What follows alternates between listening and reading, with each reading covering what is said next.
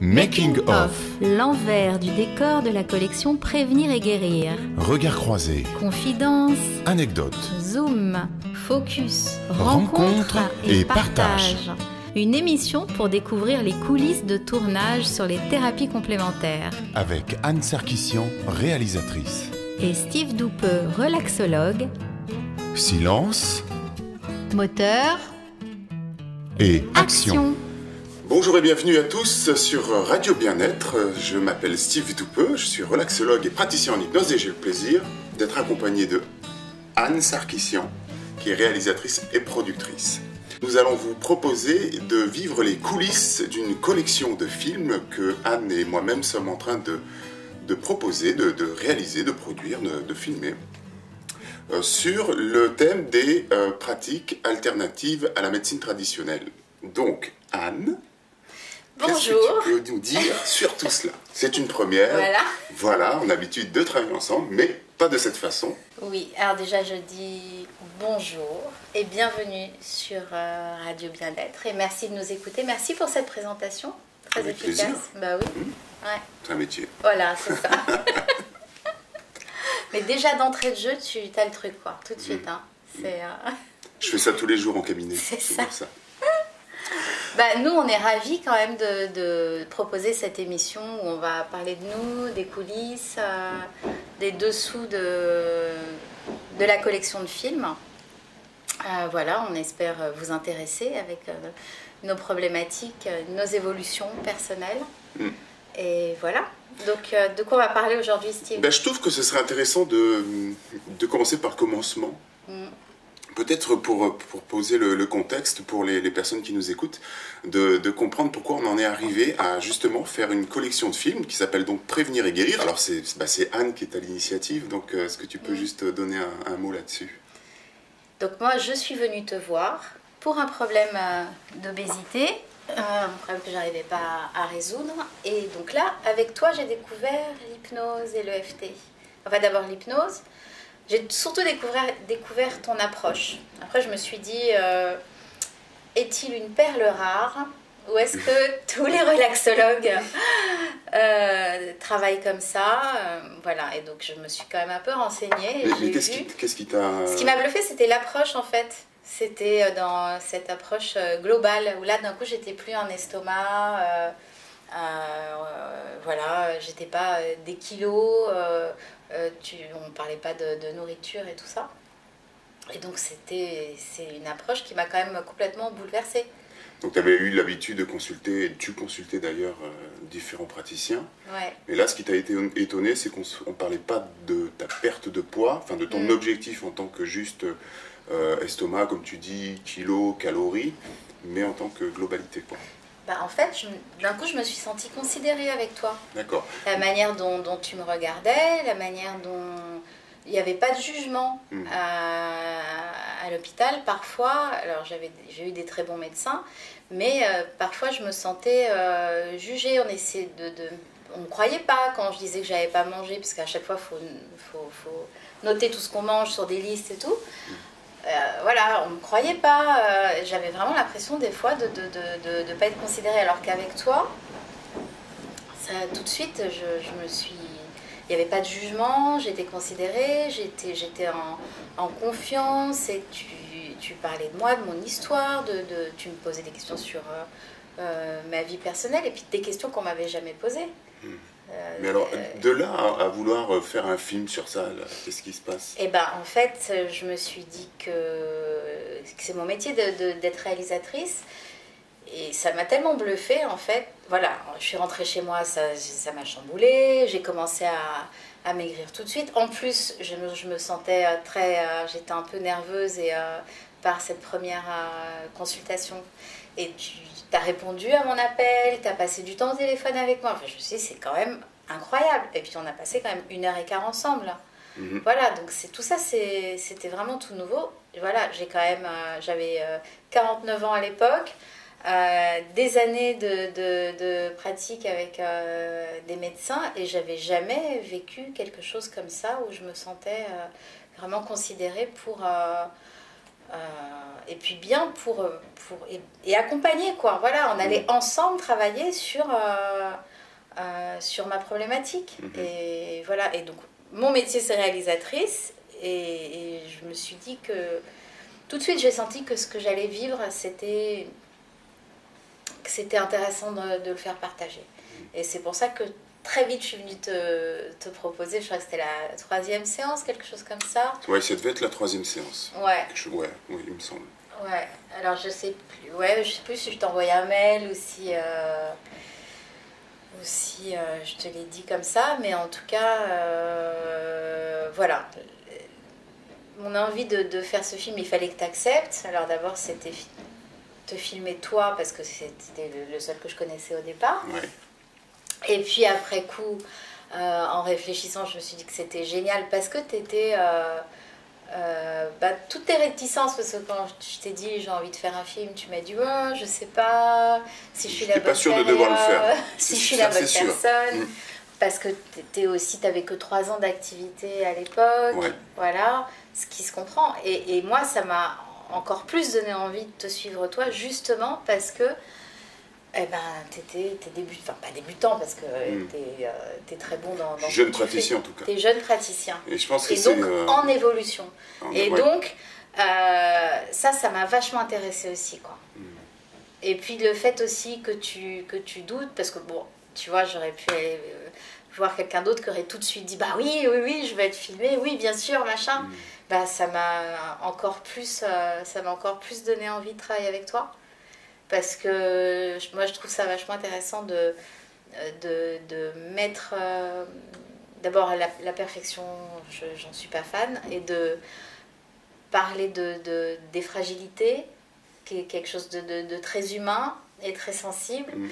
Ça me plaisait beaucoup. Et transmettre ça, voilà, montrer que les praticiens, finalement, t'es un homme comme tout le monde. Hein, t'as choisi ce métier d'accompagnant. Et d'accompagner les gens, et voilà, et ça j'avais envie de le transmettre. À toi. Alors ce qui est intéressant en fait dans cette histoire, et pour que vraiment les auditeurs comprennent ça aussi, c'est que on suit à travers toute la collection de films, parce qu'au départ l'idée c'est de faire un film. Quand tu me contactes à l'époque, tu me dis je voudrais faire un film qui s'appellerait par exemple La bienveillance des praticiens. Donc honoré, flatté et tout ça, mais dans le doute quand même, effectivement. Et puis finalement on se lance, on part en formation. Tu me suis dans une formation EFT, je crois que c'était ça la première.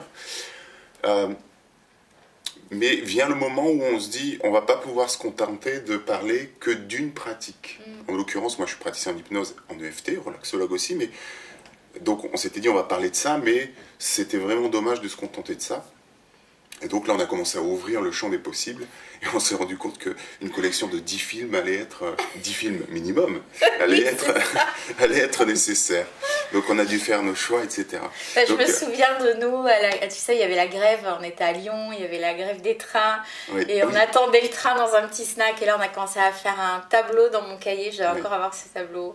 On s'est dit, bon, alors, on les met par groupe, comment on fait c'est ça. Et très vite, comment organiser ça, comment proposer ça. Il y a quand même de nombreuses techniques, je crois qu'il y en a plus de 400 pratiques, et à mon avis, il y en a même plus que ça, qui sont certainement toutes efficaces, et l'idée, c'était de voir de quelles on va pouvoir parler, lesquelles vont intéresser les gens, etc. Donc évidemment, il y a ton évolution dans cette histoire, dans ce film. Et ça qui est intéressant, c'est que les gens vont suivre ton évolution dans ta démarche de vouloir perdre du poids, et on se rendra compte au fur et à mesure qu'il y a plus que ça en réalité, il y a plus que l'objectif de perdre du poids. Et c'est vrai qu'on suit aussi mon évolution en tant que praticien qui se forme, qui doute, qui se juge, qui se critique, finalement un peu comme tout le monde.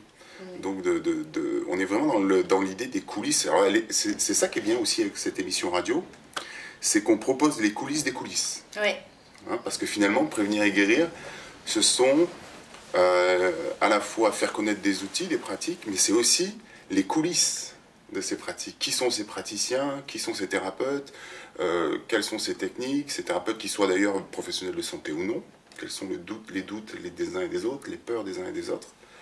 On apprend sur les pratiques. Et puis cette émission radio, c'est l'occasion d'aller encore un peu plus loin dans les coulisses, c'est-à-dire ce qu'on ne trouvera pas dans les DVD, dans les films, que ce soit en DVD ou passage télé, donc, et qu'on n'entendra qu'ici, dans Voilà. cette émission. C'est du partage d'expérience, Ouais. hein, quand même. Donc on va parler de beaucoup de choses, et là, la première chose dont on avait envie de vous parler aujourd'hui, donc c'est un peu du film sur l'hypnose, en tout cas parce que le DVD donc, est sorti, il est disponible hein, sur le site de Prévenir et Guérir, et probablement dans la boutique bientôt de Radio Bien-être, ou je ne sais pas, ça, il faut voir, mais il y a eu une avant-première. Voilà, ça y est, donc au bout de 18 mois quand même, hein, il est né. 18 mois il a fallu. Oui, Ouais. il a fallu 18 mois. T'as perdu combien de kilos en 18 mois? Parce que C'est normalement, ça, quand on... 27 kilos pour moi, Ouais, d'accord. moi, et 10 pour moi. toi. Voilà. Donc nous, on fait pas comme tout le monde. 37 kilos en tout, quand même. Nous, on prend pas de poids quand on fait de la gestation, etc. On en perd. On a perdu 37 kilos en tout. Et 18 mois, je crois que c'est les baleines, non, qui ont une gestation de 18 mois. il me Ah, c'est semble. possible. Hein, Ok. ouais. Tu te compares à qui tu veux. Ouais, tu me mêles Mais pas. j'adore les baleines. Ok. Bon. 18 mois pour faire ce film. Voilà, et donc là, bah, l'avant-première vient d'avoir lieu et, bah, je voulais savoir ce que tu avais ressenti lors de cette avant-première. Ah, c'est... Alors, cette avant-première a eu lieu dans un cinéma à Quimper, le Cinéville de Quimper. Donc un beau cinéma, une belle salle. Alors c'est assez touchant pour moi en fait parce que je raconte ça parfois, je ne sais pas si je t'en avais parlé, mais pendant longtemps je me suis dit que je voulais faire 3 choses dans ma vie. Un album de musique, un livre, un roman ou autre, et un film. Et il se trouve que bah, voilà, un jour tu arrives dans mon cabinet, tu me parles de tes problématiques, et puis on travaille dessus, puis tu me proposes un film, et puis après tu me proposes même un album, on verra, qui sait, c'est pas d'actualité. Et puis écrire un livre, bah, on en parle aussi. Et donc forcément, de me retrouver dans cette salle de cinéma, je me dis quand même, j'ai eu cette vibration-là, et c'est arrivé. Donc ça a été assez touchant. Déjà, l'avant-première, oui, mais il y avait aussi les essais qu'on a fait pour voir ce que ça donnait en salle. C'était assez étonnant. Je l'ai bien vécu. J'étais assez content de vivre ça. C'est assez impressionnant de se voir au cinéma, même si c'est pas un film fiction, mais un film documentaire quand même. Parce qu'il y a ça aussi, hein. C'est pas juste des questions, c'est pas juste des interviews. Il y a un vrai fil rouge, il y a une vraie histoire derrière. Donc c'est vraiment un film. Et dans cette salle de cinéma, ben voilà, tout ce rouge, ce grand écran blanc, ouais, j'en ai gardé un bon souvenir. Il y avait du monde en plus. Ouais. Moi, ce que j'aime, ce que j'ai aimé, c'est de ressentir le public. Ouais. Tu vois, bon, on avait fait le test effectivement tous les deux dans le cinéma de Carhaix. 150 personnes à peu près. Et là, il y avait 143 personnes. D'accord. Et tu aimes la précision. Et tu sens les émotions, tu sens quand ça tousse, parce que voilà, ça peut être, les gens peuvent être un peu, ils se protègent en toussant ou en rigolant un peu gênés. Ouais. Voilà, les paquets de Kleenex, on sent l'émotion. Et puis aussi les grands moments de silence où vraiment les gens sont scotchés, quoi, et tu sens que vraiment c'est très très attentif. Je trouvais qu'il y avait cette énergie, je l'ai senti très très fort à Quimper. Quand on a fait la seconde à Brest, j'étais moins concentrée là-dessus. On était fatigué aussi, hein. Toi, tu étais malade et moi, j'étais moins sur là-dessus. J'ai regardé plus le film à Brest parce que comme l'écran était incurvé, était incurvé, l'image était un petit peu différente, donc j'avais une nouvelle vision du film. Mais à Quimper, voilà, j'ai vraiment ressenti et c'est à ce moment-là où j'ai senti que ça marchait, quoi. Ouais. Et je me suis dit non pas que je doutais, parce que je suis sûre, j'ai fait vraiment ce que... je pense que le film, il parle vraiment et qu'il est plutôt réussi. Mais là, l'impact sur les gens, ça m'a vraiment confortée en me disant, bon, voilà, ils sont touchés, la plupart ont envie de pratiquer l'hypnose derrière, donc c'est génial, quoi. On a partagé une expérience, nous deux, on a partagé ça, et on a réussi à donner envie aux gens. Donc oui, c'était très fort. Toi, tu l'as senti, l'émotion dans la salle? Oui, j'ai senti. Parce que ce que les gens ne savent pas forcément, là, évidemment, puisque les auditeurs n'ont pas vu le film, c'est que quand même dedans, tu te livres. Ah oui, oui. D'accord, il y a l'histoire il y a mon histoire aussi quelque part, mais qui n'est pas mise en avant. Même. Là, c'est vraiment ton histoire, et dans cette histoire, tu te livres. Ouais. Donc il y a des choses qui se passent qui vont émouvoir les personnes. Et ça, c'est vrai qu'il y a eu beaucoup de retours ensuite, après le film.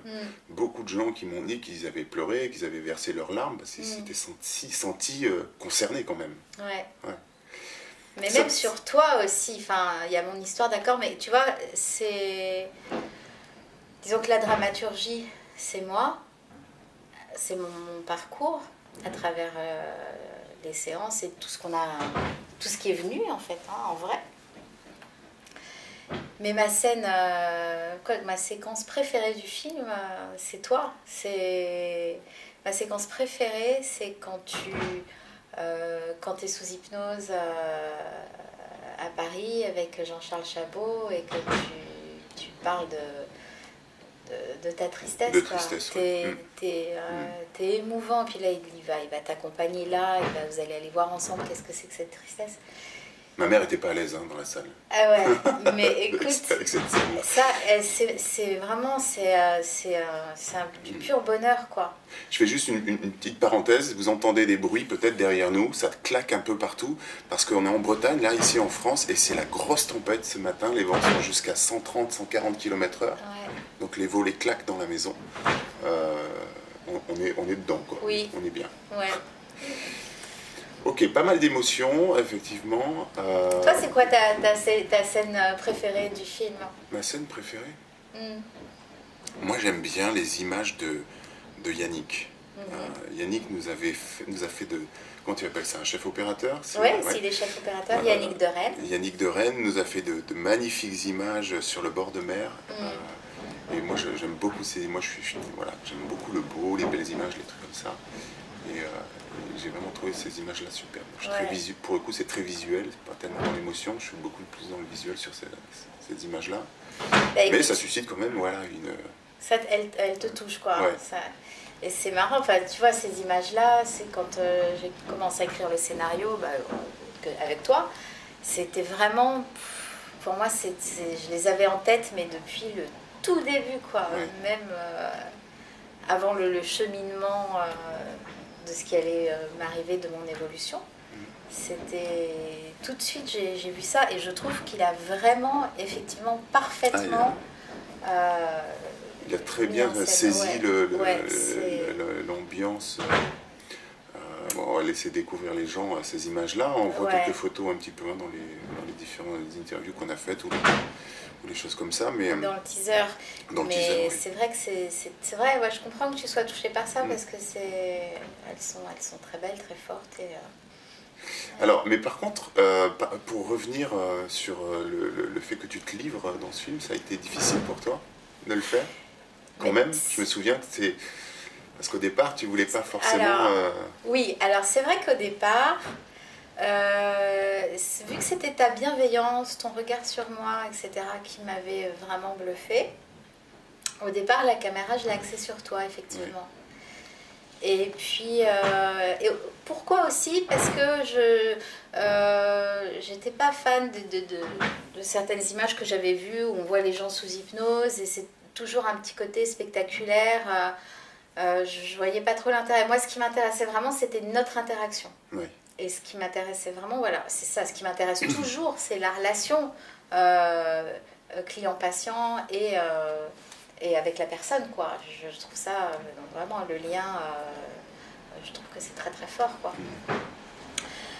Mais tu voulais pas quand même. Et donc, effectivement, je voulais pas être sur moi. Et puis, tu m'as... Tu m'as aidé, bien sûr, tu m'as aidé à... C'était nécessaire en fait, c'était vraiment ton histoire, quoi. Ouais, ça aurait été difficile d'avoir la caméra... Mais carrément. que sur moi, puisque c'était ton évolution avant tout. Ouais, c'est marrant parce qu'à un moment donné, je me disais, à travers toi, on va voir mon ressenti, mais en fait, non, ça marche pas si bien que ça. Et puis après, la caméra, plus ça a été, plus la caméra a été d'abord sur toi, puis sur nous deux, souvent de profil, parce qu'en interaction, et comme ça, et c'est très bien comme ça. Oui. Maintenant, c'est... C'est vrai que là, dans le film, on voit vraiment des séances de cabinet, des prises directes en cabinet. Ouais. Ah bah on triche pas, hein. Ouais, on triche pas, on est vraiment dans les séances. Et c'est ce que les gens... c'est ce que les gens adorent, ils ont appris beaucoup de choses là, en nous voyant nous dépatouiller. Et c'est pas trop difficile du coup pour toi de te voir, vu que tu voulais pas qu'on te voie, est-ce que de te voir à la caméra, t'as l'habitude d'être derrière? Oui, là, vrai. Le fait de te voir, est-ce que ça a été dur ou pas? En plus, j'ai tellement changé depuis les images que... Non, en même temps, je suis très contente parce que c'est... moi, j'avais le problème de dissociation où je me voyais pas, donc là, je suis obligée de voir à quoi je ressemblais. J'en suis fière, en fait, de ça, de cette image et tout ça. Donc, non, c'est bien.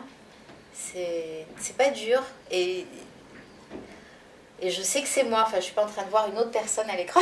Oui, c'est bien toi, je confirme. C'est ça. Non, je dis ça parce que c'est vrai que dans le public, il y a des gens qui m'ont dit, mais j'avais du mal à te reconnaître. Et c'est pourtant des gens qui me voyaient à cette époque et qui m'ont pas vu maigrir. Et puis c'est pas fini, j'ai encore des kilos à perdre. Donc je trouve ça génial d'avoir la métamorphose à l'écran quand même. C'est clair, c'est génial. Là, on est vraiment, pour que les auditeurs comprennent ça aussi, c'est qu'on est toujours dans ce travail-là. C'est-à-dire qu'il y a quoi? Il y a 2-3 jours, on vous a aidé encore une séance EFT pour continuer notre travail. On a fait une belle séance, qu'est-ce qu'elle était jolie. C'est très intéressant. Il y aura plein de choses à faire avec ça. Et elle sera à découvrir dans le film, donc dans le prochain film qui sera sur l'EFT, en l'occurrence. Oui, c'est vrai qu'on est en montage, on est en même temps en tournage des prochains films. Celui-là est terminé, et donc là on parle de l'hypnose au cœur du corps, mais les autres sont en cours. Et donc ça a été aussi, pas la difficulté, mais le challenge. Le challenge de cette collection, c'est de partir. Et puis voilà, on était à Lyon, donc on en profitait pour voir d'autres personnes sur d'autres sujets. Ou à Paris, pareil. Dans le Lot avec Xavier Sling. Enfin voilà, ou à Marseille avec Julien Droit. Ça a été c'est un sacré boulot, quoi. Ouais, c'est vraiment, ça prend beaucoup de temps, beaucoup d'énergie. Il y a beaucoup d'écriture aussi de votre côté, là. Bon, la maison va tenir le coup, hein, on vous rassure. Normalement, ça tient. Ne devrait pas s'envoler avec la tempête. Il y a eu un débat après cette avant-première, en tout cas un échange dans la salle. Et les questions qu'il y a eu, ça t'a inspiré quoi, toi? Est-ce que tu as senti du coup qu'il y avait justement cet intérêt, cette curiosité Est-ce qu'il y a des questions qui t'ont interpellé? Est-ce qu'il y a une question qui m'a interpellée plus que d'autres? Je crois pas. Non, j'ai trouvé que les questions étaient très intéressantes. Ce qui était super, c'est qu'il y a beaucoup de questions pour toi, le thérapeute, sur la pratique et comment ça marche. Sur moi, sur mon expérience vécue ou sur la manière de réaliser ce film. Et donc, du coup, je trouve que ça fonctionne super bien, quoi. Et toi, tu as eu une question qui t'a plus interpellée qu'une autre? Il n'y a pas une question forcément qui m'a interpellé plus qu'une autre. Simplement, la première question qui a été posée, qui était une question un petit peu sur la séquence dans le film qui est sur l'hypnose directe, classique. Ah oui, exact. Voilà. Ah oui. Parce qu'il y a ce passage dans le film avec David Lefrançois où on fait une hypnose en formation d'hypnose classique, où le principe, pour ceux qui connaissent, je sais qu'il y a certainement beaucoup de thérapeutes qui nous écoutent, où l'idée est vraiment d'abréger l'induction, faire une hypnose directe. Et ça, évidemment, pour les gens dans la salle qui ne sont pas familiarisés à l'hypnose, ça pouvait être un peu troublant. Et pour rien cacher, pour moi aussi, ça allait été un peu. C'est-à-dire que j'avais juste, pas que ce soit troublant, mais j'avais peur que ce soit mal compris par les gens. Parce qu'évidemment, moi aussi, en tant que spectateur, quand je regarde le film, déjà je me vois aussi. Et donc je me critique aussi, c'est-à-dire que voilà, je me vois en cabinet avec mon petit calepin en train d'écrire, alors que la plupart du temps je ne l'ai pas, je suis dans l'accompagnement, mais quand il s'agit des phases d'anamnèse, etc., je prends plein de notes, je prends tout ça, et quand je vois ça, je me dis, ah, ça va pas, ça le fait pas, je suis dans la critique, je suis dans le jugement, je dis ça va pas, je suis pas avec ma cliente, je suis pas... Voilà. Moi, il y a ça dans le film qui m'a interpellé, mais dans les questions, voilà, ce côté hypnose classique où j'avais juste peur que ce soit mal compris par les gens. Et puis à l'avant-première de Brest, il y a eu aussi une question là-dessus.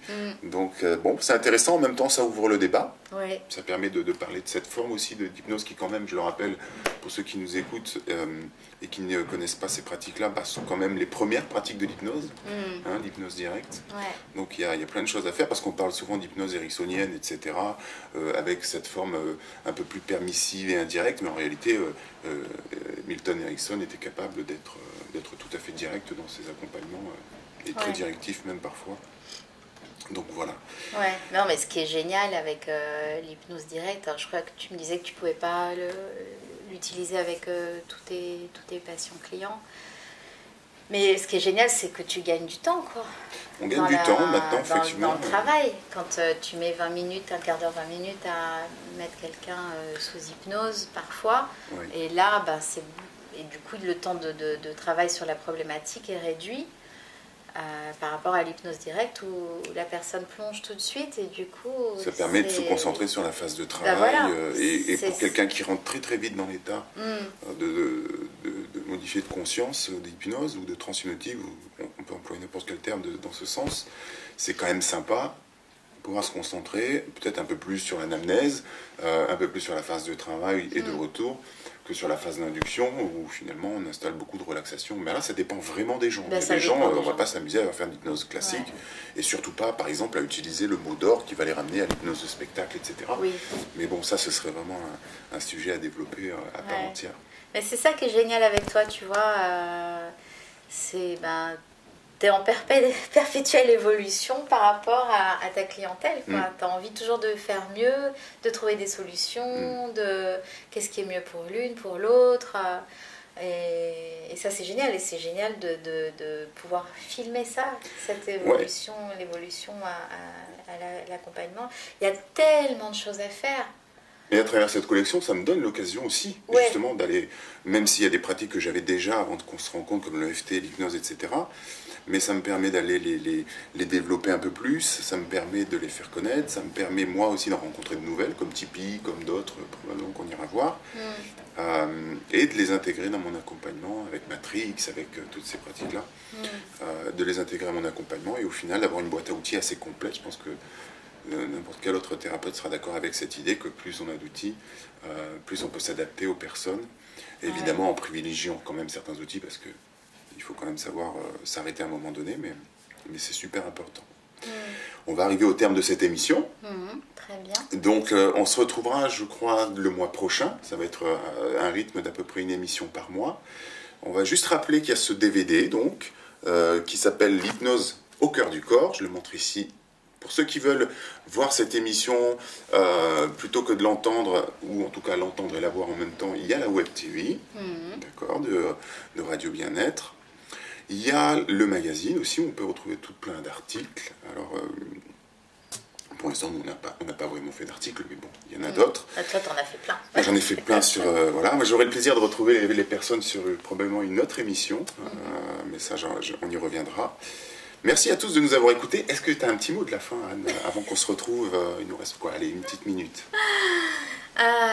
Pour ceux qui ne connaissent pas, Oser l'hypnose. Voilà. Ouais, Oser l'hypnose. Oui, il y a la chanson, on n'a pas parlé de la chanson. C'est vrai.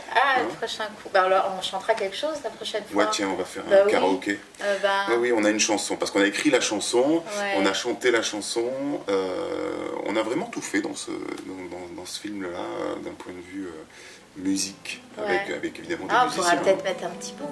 On va peut-être mettre un petit bout là derrière voilà. pendant le montage. Donc merci à tous. On peut se retrouver sur www. Prévenir et guérir. Prévenir-et-guérir.eu. Voilà, on vous dit à très bientôt. Merci de nous avoir écoutés. Et on se retrouve pour une prochaine coulisse de Prévenir les guérir. Au mois prochain. À bientôt. À bientôt. Te sentir à ton aise, entrer dans la danse, la spirale descend.